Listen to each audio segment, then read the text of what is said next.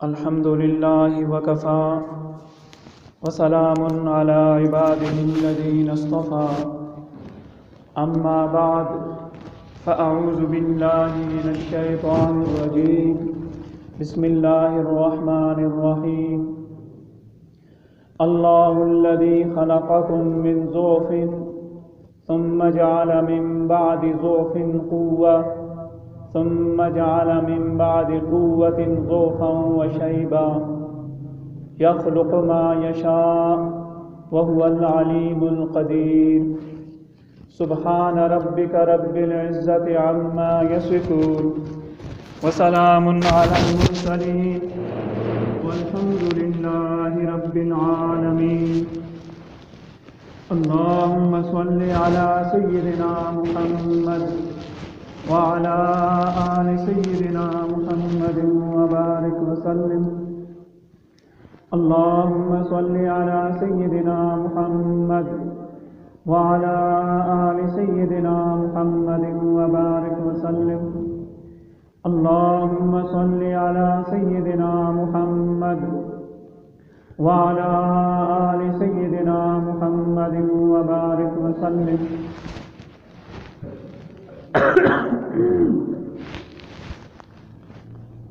اللہ الذی اللہ تعالیٰ وہ ذات ہے خلقکم من ضعف جس نے تمہیں پیدا کیا ضعف کمزوری کی حالت میں ثم جعل من بعد ضعف قوة پھر اللہ تعالیٰ نے اس کمزوری اور ضعف کے بعد تمہیں قوت دی جوانی دی ثم جعل من بعد قوة ضعفا وشیبا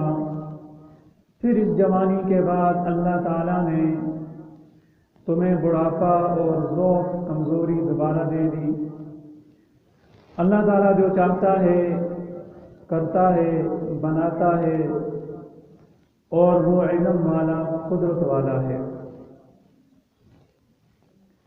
انسان جب اس دنیا میں آتا ہے تو انتہائی بے بسی کی تصویر بنا ہوتا ہے نہ بیٹھ سکتا ہے نہ اٹھ کھڑا ہو سکتا ہے نہ چل پھر سکتا ہے نہ بات کر سکتا ہے نہ اپنے کسی درد اور بیماری کا اظہار کر سکتا ہے اس موقع پر اللہ تبارک و تعالیٰ اسے نومولود بچے کو دو نعمتیں عطا فرماتے ہیں اور ان دو نعمتوں کی وجہ سے اللہ تعالیٰ اس کی ساری ضروریات کو پورا فرماتے ہیں پہلی نعمت کہ وہ اللہ تعالیٰ اس بچے کو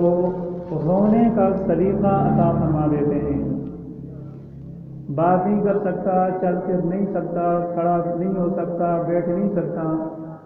لیکن رو سکتا ہے اور دوسری نعمت کہ اللہ تعالیٰ والدین کے دل میں بچے کی محبت ڈال دیتے ہیں وہ بچے کی پریشانی کو دیکھ کر صبر نہیں کر سکتے وہ بچے کا رونا برداشت نہیں کر سکتے یہ دو نعمتیں اللہ تعالیٰ عطا فرماتے ہیں اس لیے کہ اللہ تعالیٰ تو رب ہے نا رب کا معنی ہے پرورش کرنے والا رب کا معنی ہے پروردگار اور رب کا معنی ہے وہ ذات جو کسی کو ابتدا سے لے کر بتدریج اس کے نقطۂ کمال تک پہنچا دے ابتدا سے لے کر بتدریج اس کو نقطۂ کمال تک پہنچا دے تو اب اللہ تعالیٰ نے اس نومولود بچے کو جوانی تک پہنچانا ہے تو اس کے لیے اللہ تعالیٰ انتظام یہ فرماتے ہیں کہ اس بچے کو رونے کا سلیقہ عطا فرما دیتے ہیں اور ادھر والدین کے دل میں اس کی محبت ڈال دیتے ہیں اب اگر یہ روئے نہ تو اس کی کسی مسئلے کا پتہ نہیں چل سکتا اور اگر والدین کے دل میں محبت نہ ہو تو اس کا رونا بیکار ہے چیختا رہے چلاتا رہے ماں باپ سوتے رہیں لیکن ایسا نہیں ہوتا تو یہ دو نعمتیں اللہ تعالیٰ عطا فرماتے ہیں۔ چنانچہ بچے کو درد ہوتا ہے تو پھر روتا ہے، بھوک لگتی ہے تو پھر روتا ہے، سردی لگتی ہے پھر روتا ہے، گرمی لگتی ہے پھر روتا ہے، اور کوئی پریشانی ہوتی ہے تو روتا ہے۔ اب اگلا کام پھر والدین کے دل میں جو محبت ہے وہ خود اس نتیجے تک پہنچیں گے کہ اس کو پریشانی کیا ہے، اس کو مسئلہ کیا ہے، یہ بچہ کیوں رو رہا ہے۔ تو یہ دو نعمتیں اللہ تعالیٰ ابتداءً عطا فرماتے ہیں اور انسان کی اس وقت کی ساری ضرورتیں پوری فرماتے ہیں۔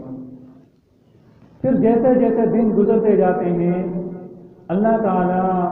اپنے انعامات اس بندے کو عطا فرمانا شروع کر دیتے ہیں۔ کچھ دنوں کے بعد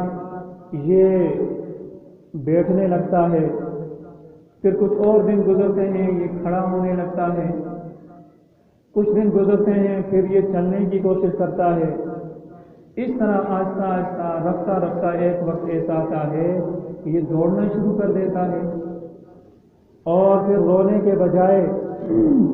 یہ کہتا ہے کہ مجھے فلاں چیز کی ضرورت ہے،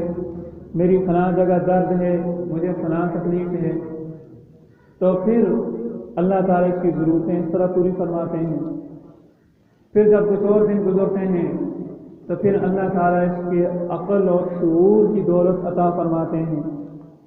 اب یہ جوانی کی دہلیز پر پہنچ جاتا ہے اور اس کا عقل کام کر دینا شروع کر دیتا ہے،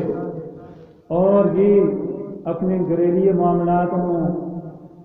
ملکی معاملات ہوں، بین الاقوامی معاملات ہوں، یہ ساری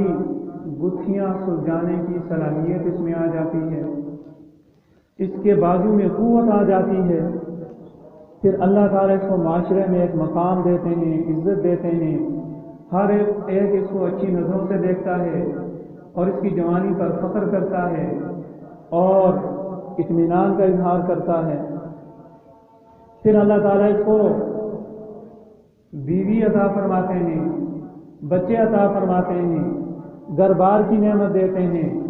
اور باقی ضروریات اس کو عطا فرماتے ہیں۔ تو یہ پہنچ گیا نقطہ کمال تک،